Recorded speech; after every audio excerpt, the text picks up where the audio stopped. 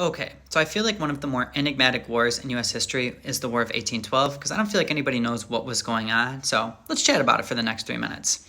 We're actually going to start in the year 1811, a year before the war starts. We're going to place ourselves in the Battle of Tippecanoe, where future President William Henry Harrison, who at the time is governor of the Indiana Territory, is going to defeat Tecumseh and his band of Shawnee warriors. Now, this I'm going to bring up is because the Shawnee warriors were actually backed by Great Britain. We're going to defeat them. Tensions are already high with Great Britain. We're then going to focus our attention to what's going on in Europe. Great Britain at the time is currently fighting Napoleon in the Napoleonic Wars. To do so, Great Britain decides they need to beef up their navy, and they're going to basically capture American sailors and force them to work for the British Navy. It's called impressing American sailors. Here in the United States, James Madison, a war hawk and president of the United States at the time, war hawks, by the way, are people that really wanted to go to war. That's exactly what they do. They vote, and we go to war with Great Britain. Some people say it's the American Revolution Part 2, but nonetheless, the War of 1812 will begin. The first war that the United States technically declares, by the way, fun fact.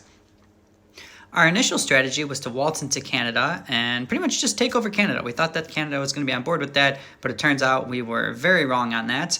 Canada has much more British ties, and the British do a good job of defeating the United States in battles like Quebec, Detroit, which I understand is not in Canada, but it's close enough.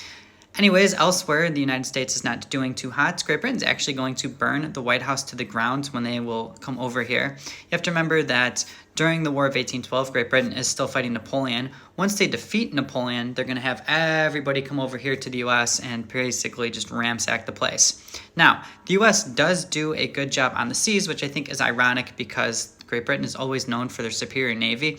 In fact, at the start of the battle, we have the start of the war, we have 12 ships. They have, it's way, way more. I don't know the specific number.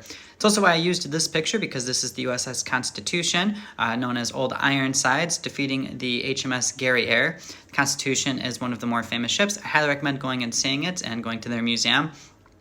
Also, the United States is going to win a battle on Lake Erie, the River Thames, Thames, by Oliver Perry, which, fun fact about him, his brother, I believe it's Matthew Perry, not the actor, will help open up Japan for future trade after the war.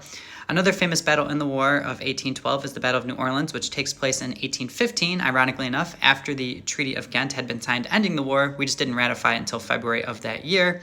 That pretty much was the final battle, and the interesting part of the War of 1812 is when it ends, everybody just says, all right, status quo, Great Britain ups and leaves, essentially.